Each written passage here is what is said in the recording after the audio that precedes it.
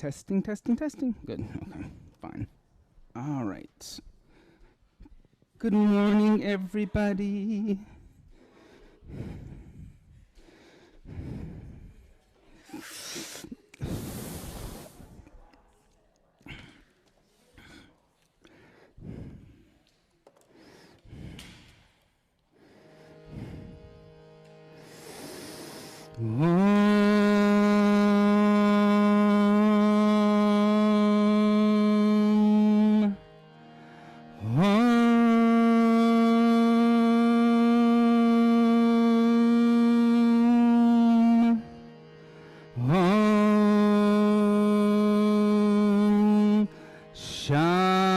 Shanti, Shanti,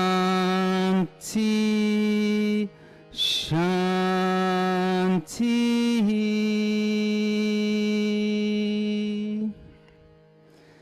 Preparing for meditation, choose a seat. Consciously place your feet, hands, legs, arms. Try to relieve any stress in the body. Relax a little bit. Let the spine be upright. Let the skull balance over the shoulders over the hips. Let the face relax, the jaw relax, the tongue inside the mouth relax. And begin to close the eyes. And as you close the eyes, draw the senses inward, focusing the mind. Become aware of the breath. And as you inhale, silently chant to yourself Shanti. And as you exhale, silently chant to yourself Shanti.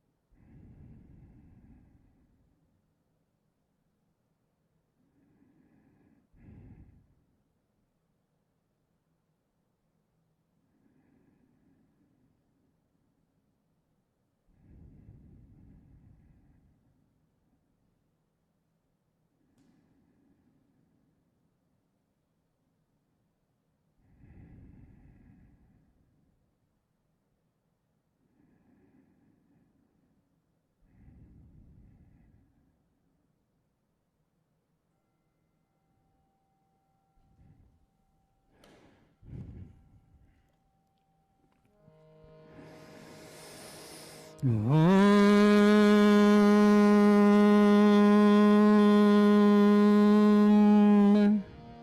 Om.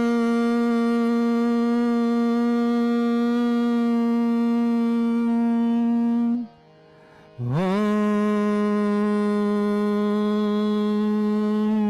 Shanti, Shanti, Shanti.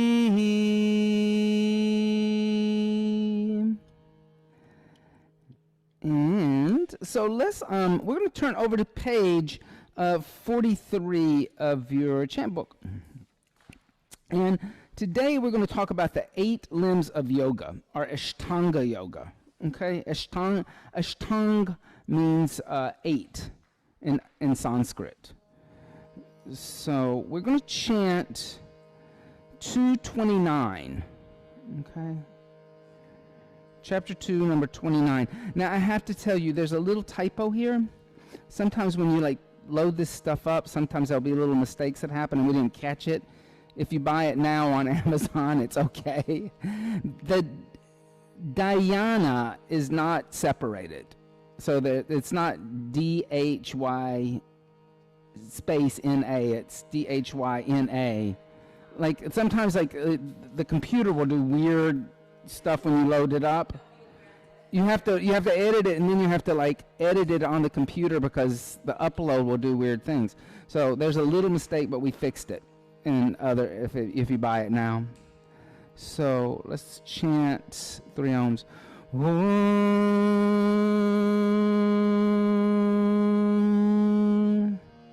Om.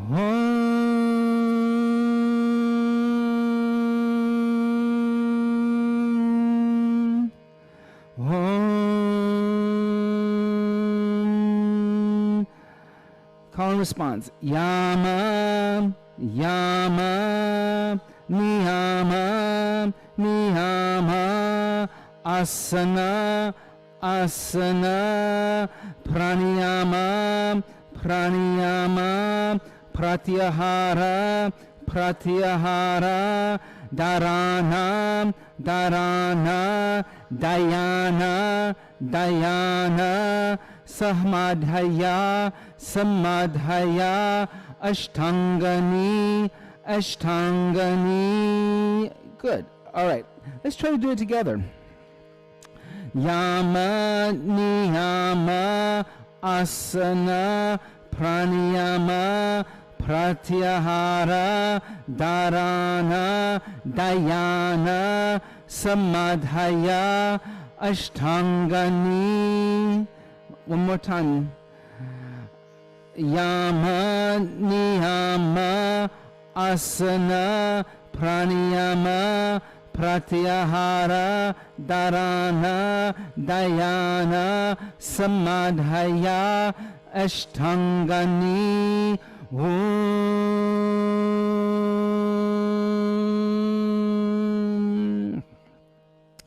So, a week ago we talked about yamas and niyamas, right? What are the yamas and niyamas? What is a yama? To restrict. What's a niyama? An observation or self-discipline. Yeah. So that's so. When we talked about them, we kind of skipped over this one because the yamas and niyamas actually come after this sutra. He tells you what yamas and niyamas are on 230. So 229, he says these are these 8 limbs of yoga. Then he tells you yamas, niyamas, and he breaks all this down. And these stages down of achieving yoga. Now, if we look at the first few of these, yama, a restriction, niyama, an observation, asana, a seat, pranayama, breath control or moving the prana, awareness of prana, pratyahara. Okay, well, let's just stop with those first 4, okay? Yama, niyama, asana, pranayama. All of these are very external, right? All of these are like very like external observations. I'm going to observe my actions.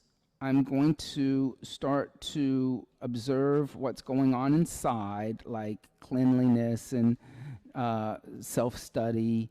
Then I'm going to sit or practice the seat of the asana. And then finally, I'm going to start to observe my breath. So this is all very kind of like, I can kind of help teach you these things in a classroom, right? I can do a discourse about yamas and niyamas, explain them. I can teach asana. I can even teach pranayama. But then all of a sudden he says pratyahara. And pratyahara is senses withdraw. To withdraw the senses. And we'll go over these more in detail. Now, I can't really teach you that. I can't teach someone that. They have to be willing to do that. So, like, these first stages of trying to achieve yoga to get to the point of samadhi, the first four, a yoga teacher can teach, technically. But then once you hit the fifth one, you're kind of like, the practitioner has to be willing to actually start to work on it by themselves. So pranayama, because we haven't really talked about pranayama much. Pranayama is restricting or controlling the life force or breath. And when we say breath, I want to explain that that is the most gross element of prana we can talk about, right? People who really understand pranayama will kind of laugh at somebody like me just making that statement. It's just the breath, right? They will say, no. Prana is the energetic of the universe. It's everything. And the goal of yoga is to learn to control the prana of the universe. But you start out by investigating it just through your breath, because your breath gives you life. The breath is what gives you vitality. Without the breath, there is no life. I mean, the biggest joke is that you start life out with an inhale and you end it with an exhale, right? And that's a very literal statement. And so it's also said that yogis measure their lives by breath. They stop counting years. And they start to measure their life by the number of breaths they take. And the idea is to slow down the breath or to control the breath so that you actually have more longevity. That karmically you only have so many breaths in a lifetime. Now that's an interesting idea, right? Like that you just come to the table and it's been predetermined that you're going to take this many billions of breaths, and then after that it's over. So if you can control the breath, then you can start controlling the life force. You can start controlling other things. Now, when we talk about like all these kind of crazy ideas about yogis manifesting objects and disappearing, you've heard those kind of things. Like he walked through a wall. Ni Karoli Baba, he was in the truck with me. The truck was bouncing down the road, and he's laughing, and I turn, and Ni Karoli Baba's gone. You start following people like Bhagavan Das, and you start Krishna Das, and they tell these stories, and they look at you, and they're not laughing. They're like, that's what they witnessed. What is said is that people like Ni Karoli Baba learned to control the prana to the point where they could actually manifest materially and disappear materially. That's where that idea of yogis having magical powers come from. It's not that they're magical powers; it's that they've gone beyond just seeing prana as breath, but they see material as prana, and they can manifest and unmanifest. So when you hear those kind of stories, know that that really is what's being said in those yoga traditions, that the person had control of prana beyond just breath. Okay? And that's interesting to know, I think, because then when you hear those stories, they don't sound so outrageous anymore. You know, they don't sound so weird, like, oh, this is just kind of make up fairy tale stuff. These are people who like practice these practices and learn to control them. So these first four, very outward. But then pratyahara, you start to draw the senses inward. You go inward, right? And pratyahara is a withdrawal of the energy of the five sense organs. And by withdrawing the five sensory organs, you move away from the exterior world and you start to move into the interior world. And I should tell you, like in yoga, there's like a lot of times, maybe you'll go to a Hindu temple or a yoga studio and you see a tortoise, like a tortoise sculpture or something like that. And like you think, well, why is this turtle here, right? The turtle represents the yogi being able to draw in the five senses.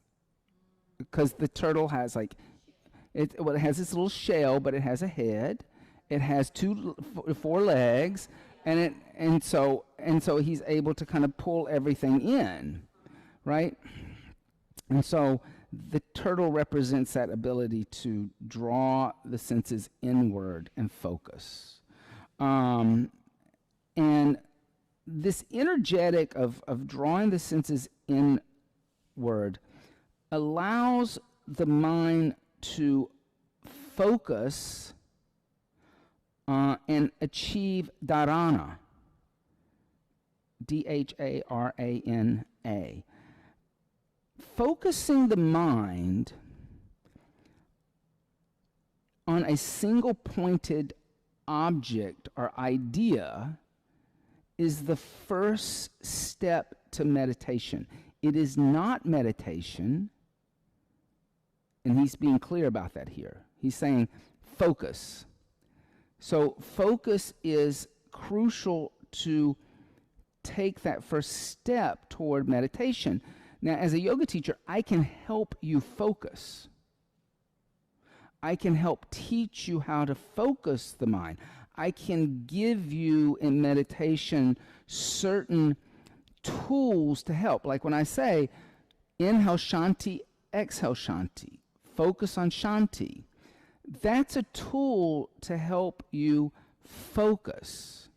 But whether or not you achieve meditation, I can't help you with that. Does that make sense? Because that's a step that has to happen internally, and each practitioner is going to have a different time frame to allow that to happen. Like, I mean, you can't really, like, some people are going to come in, and the first time they ever meditate, it's going to happen. Like, you know, they're going to experience what he calls dhyana, or meditation. And dhyana is when the subject merges with the object. Does that make sense? So I, the observer, am focusing on the object, Shanti, and I become one with Shanti. So subject and object merge into a single form. And for Patanjali, that is meditation. Now, let's be clear. There are other shastras. There are other forms of meditation. This is the 8 limbs of yoga according to Patanjali. So this is Patanjali's method. So subject and object become one. Once the subject and the object become one, that is samadhi. And samadhi can be described as ecstasy, bliss, consciousness, unconditional love, yoga. For Patanjali, samadhi is yoga. It is the ultimate goal of the yoga practice. You cannot teach samadhi.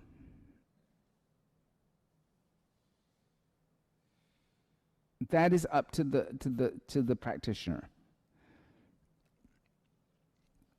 So I was at this conference, and I went to a workshop where this young lady said that she could teach you the 8 limbs of Patanjali's yoga.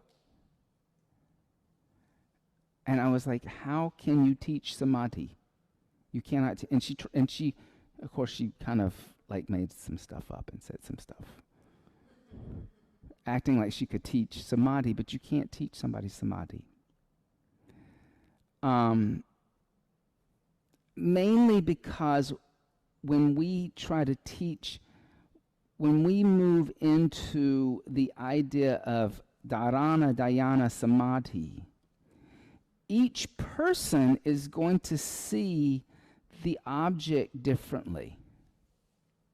And if you're leading a class in meditation, even in this express class, if I say inhale shanti, exhale shanti, you may have different students thinking different things about shanti.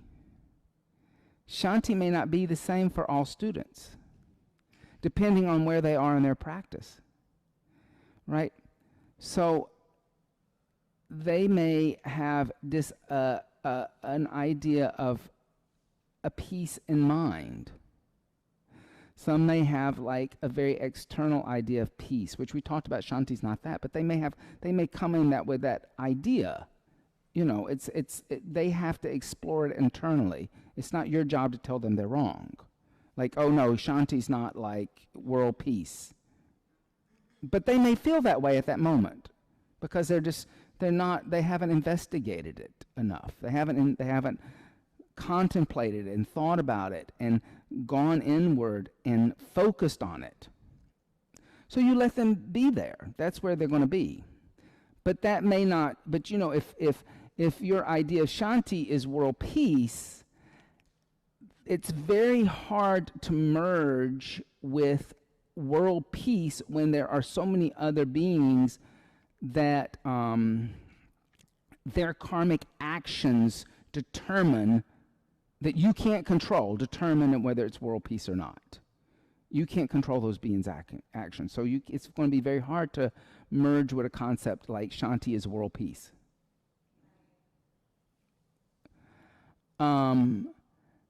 Over time, a practitioner, you know, just by coming to classes and listening to discourse and studying and working, which is the niyamas, right? Then all of a sudden they realize Shanti is not external, that it's an internal peace that they have to find. It's always there, and they can merge with it. But that's that internal journey that you can only discover through meditation, which is why meditation is one of the 15 offerings that is in every urban sadhu class, right? In an open class, you know, your express class has 14 of those 15 offerings, right? The only thing that's missing out of the express class is a Dharma talk. There's no Dharma talk. But everything that is physically and psychologically and subtly in an open class is in this class, except the discourse. And so so that idea of samadhi That bliss state is the final outcome and goal of Patanjali's yoga. He goes on to say that when samadhi happens, that remember when I said that the urban sadhu method has 6 pillars, and one of the pillars is dharma. Patanjali says once samadhi is realized, that dharma is completely understood, and dharma is mutually beneficial for all beings. So it's very interesting because that idea of you in Yoga Land, you see a lot of articles right now about what's my dharma. Like you can find articles like all kinds of like what's your dharma. And Patanjali, when he mentions dharma, he actually says that once samadhi occurs, you realize it. It comes to you like a flash of lightning. That's how he describes it. And so one could almost say that unless I actually find that unification with the object and understand that there's no separation between the object and the self, that the self is the self, then I'm never really going to understand Dharma, according to Patanjali. According to Patanjali, right?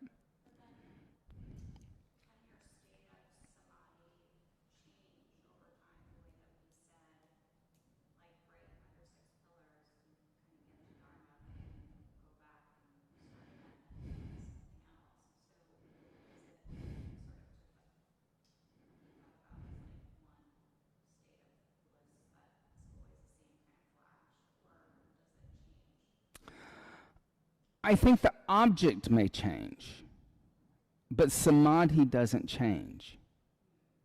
Samadhi is eternal. Samadhi is not finite, it's infinite. So samadhi would never change, but the object to obtain samadhi could change during a lifetime. One may start by focusing on Krishna or Ram in the beginning as an object of desire to get to samadhi.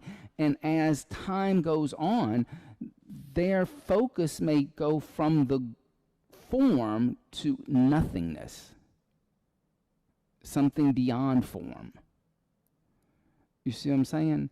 But the samadhi is the same whether you unite with the form of Krishna or Shiva or Jesus or Buddha or whoever. It's the same samadhi as if you focus on shunya or nothing. They're still the same samadhi.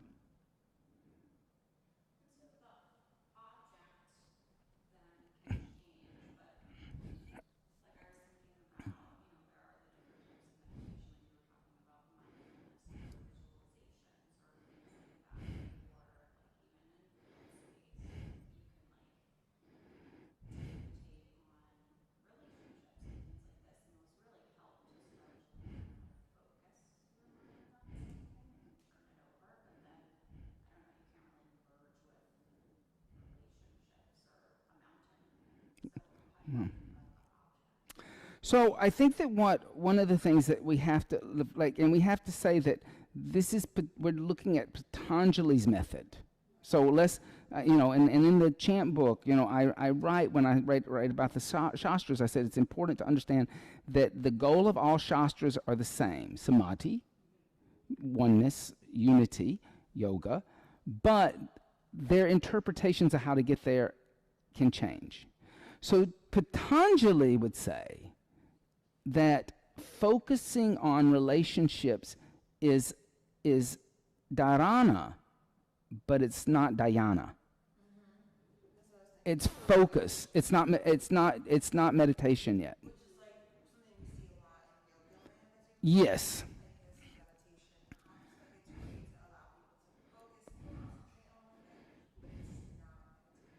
It's not, yeah, yeah. And mindful meditation, like a mindful meditation comes out of the Buddhist tradition, and it's different from Patanjali. It's not the same. It's just not. And because Patanjali, and we have to go back to that idea that when we talk about Patanjali, Patanjali's a dualist. He does not believe that yoga is in the natural world. It's internal. So he would ask you, why are you focusing on the external world, like mindfulness? Oh, my big toe hurts. Like, oh, I feel my big toe hurts, my big toe. He would say, you're not your big toe. He would say, don't, why? So he wouldn't get it. He really wouldn't get the idea of mindful meditation. It just isn't in his vocabulary. It's not in his but then when you listen to like people who are profound, deep practitioners in the tradition, they will say, well, if I can get you to start by focusing on your big toe, then I can move into your subtle. But the problem with Yoga Land right now and Mac mindfulness, what I like to call Mac mindfulness, like McDonald's, is that it's all just focused on the exterior. It never moves beyond that because it's always presented as an app. It's not presented as like, okay, well, now you need to be devoted to your Buddhist teacher and go every week to your Buddhist teacher. You kind of jump on the app when you feel bad or when you have a moment and nobody's bothering you, or, it's Mac mindfulness. It's kind of packaged like fast food now. And that's the problem with it.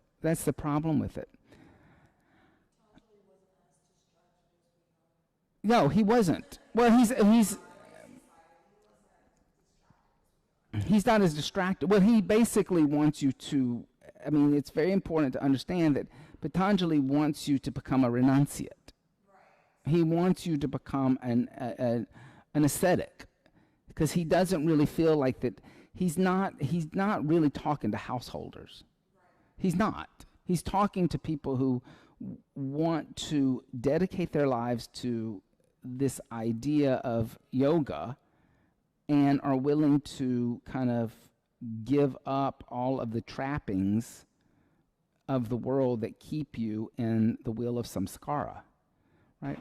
That keep you in that wheel of action. Well, for him, he would say, and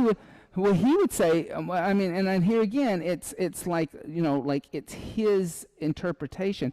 His interpretation would be to get out of the wheel of karma and not come back. To stop coming back lifetime after lifetime after lifetime after lifetime.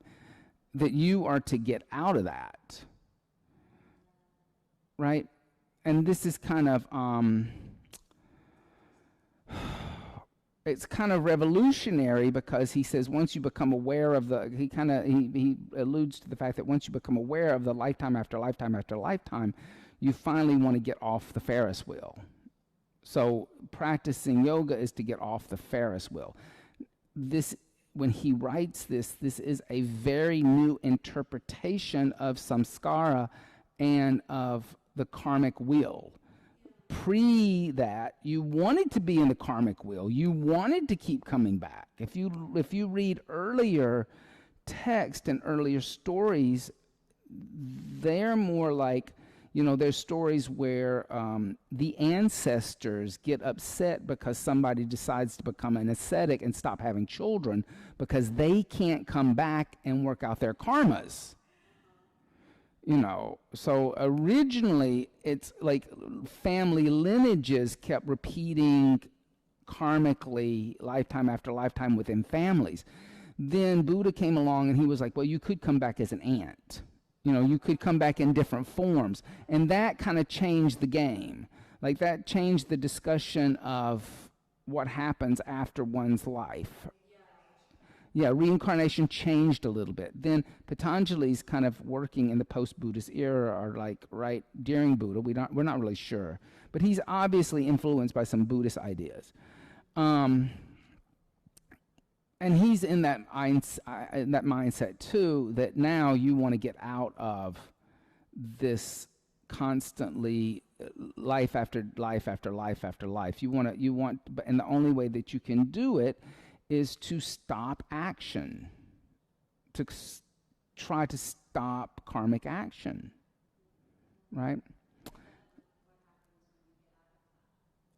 Then you're free, you're liberated.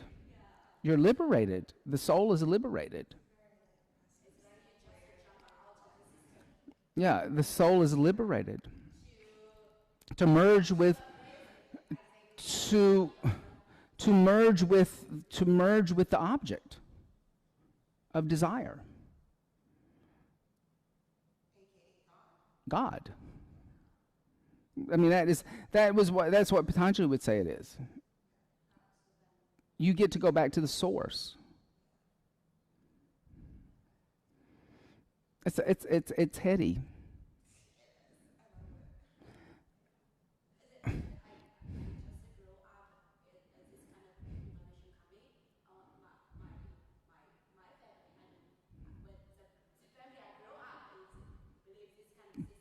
Right.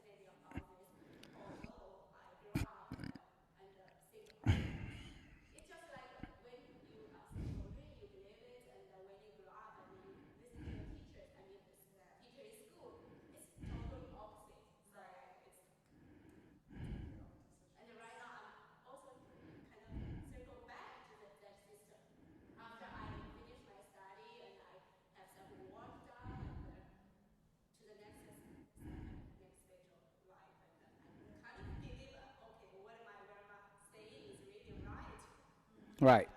Yeah. So it's and and just to be clear, like uh, when you study, when you read other shastras like Bhagavad Gita, the system there is slightly different. The idea is slightly different, and how you get there is slightly different. And it's more like Bhagavad Gita is more meant for those people who want to be involved in the world. It's more of a householder practice. It's more of a, well, the Bible is, I mean, you can't really compare it because it's not, it's a different system. It's what I call, it's Abrahamic, from the Abrahamic tradition. It's from the Middle East. It's a different, and there is no sin, and there's no understanding of karma. There's an understanding of sin. And sin is different from karma. And because, well, in Judaism and Christianity and Islam, we are all born sinful because of original sin, because Eve biting the apple. And that's in all three religions.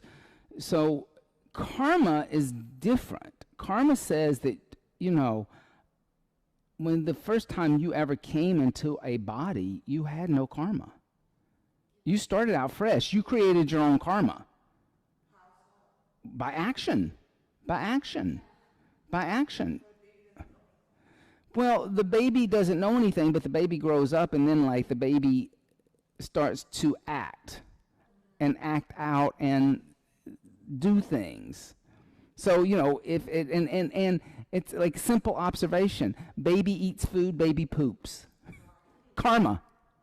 Simple. Like karma's simple. We make karma complicated. Baby eats food, baby messes up diaper. Diaper stinks. So that is and then as, there are stories, I mean, because, if we're going to throw in the baby thing, that babies are not really, even like when they have lived lifetime after lifetime after lifetime, there's a certain amount of time where they don't have control of action, so they don't have karma. Like, there are actually stories of, you know, goddesses taking form as human mothers who have children who actually drown the children because they have no karma. Their karma's burned up. Like there's one story about Lakshmi actually taking form as a human, marries the king but keeps drowning the children that they have. But the children are like 7 saints who are like about to reach samadhi, but they were cursed by some asura, and they said, you're going to come back and live horrible lives. And the king stops her at the 7th child, and she reveals herself as Lakshmi. She said, I told you, never question what I'm doing. And she said, this child is now going to live a horrible life. He's yours. And she disappears. So he, like all these saints, like reach the highest stage of samadhi by leaving the body. But so there's this idea that children at that age aren't creating karma. Like children, even if the teaching is we have original sin, it's still like when children do pass away when they're young, there's still an idea of, well, all children go to heaven. But to be quite honest, that's a very medieval concept. That didn't come into the Catholic Church, and then all of a sudden you see all those pooties and little baby angels all over churches. You don't see baby angels in early Christianity because babies passed away and they went to like wherever they went, because they hadn't really, maybe they went to kind of a place that was in between because they weren't saved, but that's why you're supposed to be immediately baptized. But then this idea of pooties was kind of like the popes deciding that, well, we got to do something about these babies all in purgatory. So they said, oh, well, little babies are little pure things, and they get little wings and they're kind of like angels, but they're not angels. They're like cherubs, or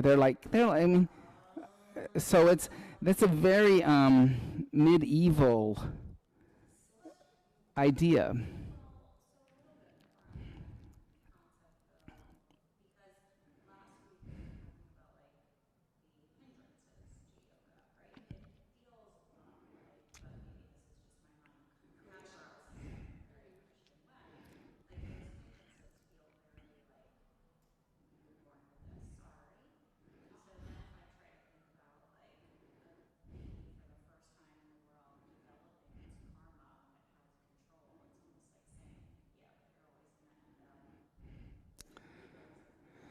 Right. Well, so the difference between Patanjali's kleshas and original sin is that Patanjali is telling you that you can overcome the kleshas through yoga.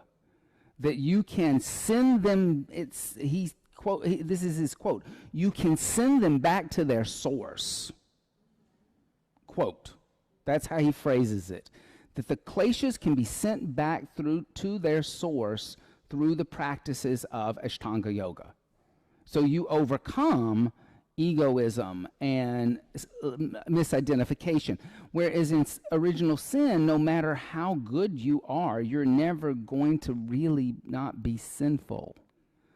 And that's always like, that's kind of the kind of thing that Christians never really look at, like their minister or their priest, and kind of say, I don't get it. Jesus died for my sins, and yet I still owe the bank money. Didn't he pay off my debt? It's very similar though, like in my mind, because then the kleshas are inevitable and you're still working to achieve yoga. And achieving yoga, there's no guarantee that you achieve it in this lifetime anyway. So it's an ongoing. So there's no guarantee that you're going to achieve it in this lifetime, but the idea is that wherever you're starting now is where you are picking up from the less life. And that is part of the yoga tradition, that anybody interested in yoga, especially in this time and period, which is called the Kali Yuga, which is the worst of times, if you are interested in yoga, you've already studied yoga. Because there's too much interest in the ego. There's too much interest in the material world in this time period. So anybody that's interested in this esoteric knowledge and higher wisdom at this point in time, you've already been practicing for many lifetimes. You're picking up where you left off. And you're actually rejecting what the world is doing. So whether you like it or not, whether you see it or not, you've already become a renunciate. Just by simply embracing a practice that is an esoteric practice. It's not like an egotistical yoga practice. It's like, oh, I'm going to just do handstands all day, right? You're gravitating to something that not everybody's really interested in, which is this, that it incorporates this very, like, kind of intellectual knowledge. Or spiritual knowledge.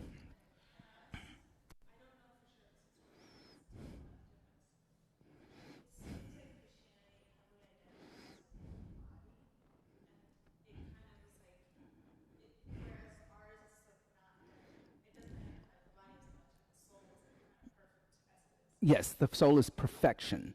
And Christianity, there's lines in the New Testament and in Judaism beliefs that, like, the body will be given back to you in the next life. That you will get the same body, it will be perfect, it will be disease-free, it will be wart-free, but you will get your body. And that's why that, the worst thing you could do in medieval culture is to be criminalized and have the body chopped up or burned or, like, ripped apart as a public punishment. Yeah.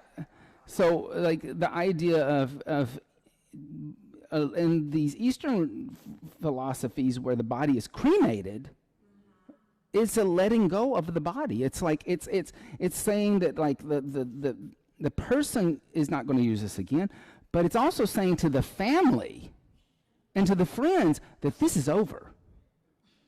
Cremation is like do not attach yourself to the body, because the important part's been released from the vehicle.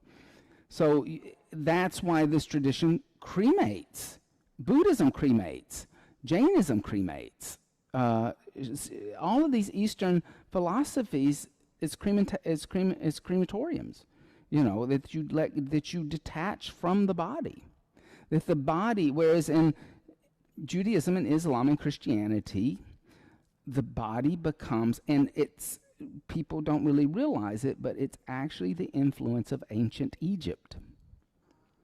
It goes back even further. The idea of mummification, and that you can preserve the body and take the body with you. That is an influence that the Jewish tribes, early Jewish tribes, witnessed in ancient Egypt, and they picked up on it.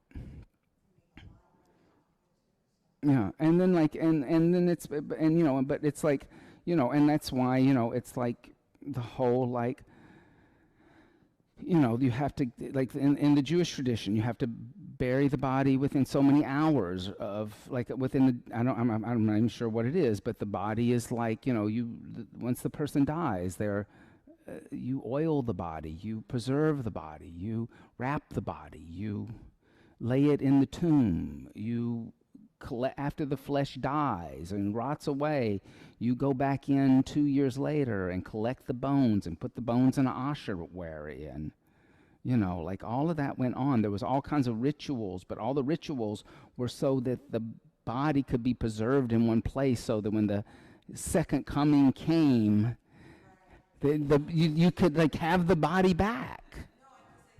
I mean, why would I want this body? I want to be tall. I mean, like, I'm like, why do we have to do this? This is,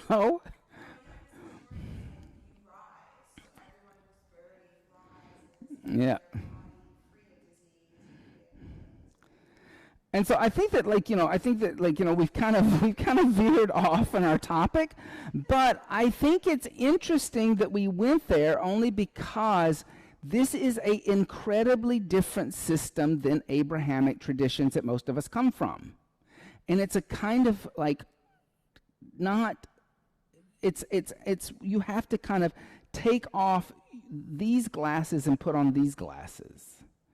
You know, it's like and it's interesting to know that somebody else saw the world differently. That they saw, you know, the experience of being in the body and the goal of the body different. And different people saw it different ways. And I think that one of the things is that the mystery is you don't know. So you will end up gravitating what really brings you Shanti. And like, as much as I like talk about this and break it down, there's some people who are just going to really gravitate toward the idea of original sin and Christianity and like that, you know, I'm going to get my body back and I need to be buried and all that kind of stuff. And I think that like that's where karmically they are. So you like say, okay. You don't try to convince them. You kind of go, okay. Let me know how that works out for you. We'll see you in the afterlife.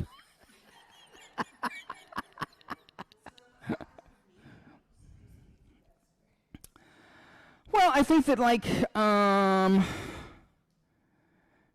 I mean, there's a lot of theories on that. There's a lot of theories, and then some people say that like, you know, I mean that the spirits can talk, but I mean if energy can come back, if energy's there, then energy can manifest. You know, I'm fascinated with that stuff, but I always kind of, I love like I'll go to a medium if somebody says, "Oh, my friend's a medium," I'll go. I'm gonna pay my money and go. But for me, it's a little bit like a parlor trick. You know, it's like a little bit like, you know, I kind of then go, well, that didn't happen. You know, I'm a little judgmental about it. You know,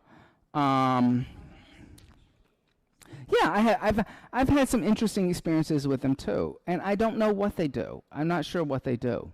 I'm not sure what they're channeling or what. I'm not sure because there's texts like Krishna says in Bhagavad Gita, don't mess around with that stuff. It's interesting. He kind of says, hey, this kind of stuff is misleading you. He kind of says fortune tellers and wizards and mediums and all that kind of stuff is misleading, doesn't he? And he kind of says, don't buy into it. But then there's a lot of it in the tradition. Like India has a huge tradition of that kind of stuff. Like, yeah, like people reading like, you know, little sacred text that has everybody's name in it in the world, and like, you know, and they find your name and they, you know. All right, but I mean, so I don't know. But the elites who actually did all these practices achieved yoga. There's a lot of mysticism. Right, but Patanjali, when we get into when you get into 300 hours, you'll find that he talks about the cities that you develop, and he says, don't think that samadhi is the power. The power is going to come, but it's a trap, because it's trying to pull you back into samsara, because the world's trying to do that to you. So you get a little like psychic ability, and all of a sudden you think you're enlightened. I'm enlightened because I can read your mind. Well, you can read my mind, but in reality, the mind reading has only become because you've become more sensitive to energy. And everybody will get it. Everybody who's practicing will get it. Like it's not really that mystical or magical. People walk into the studio and I know what they're thinking the moment I look at them, because I can see their energy. I can tell you when there's going to be a conflict. I can tell you when somebody's sad. I can tell you when I can't tell you the details, but I see the subtle energy in everything that they're doing because you become more aware. If you become more aware of your breath and your body and everything else, you'll become more aware of all those other things around you too. It's not magic.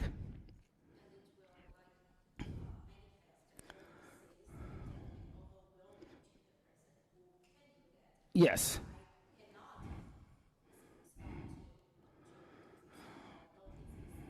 Yes. So let's like end so we can do the class and we'll be on time today. All right.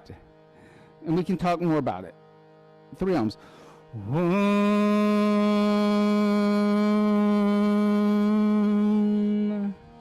Om.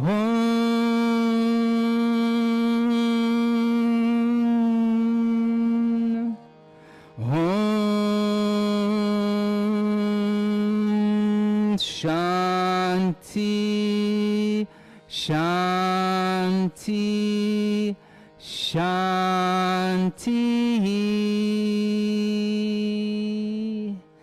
And let's set up the mats and we will get started.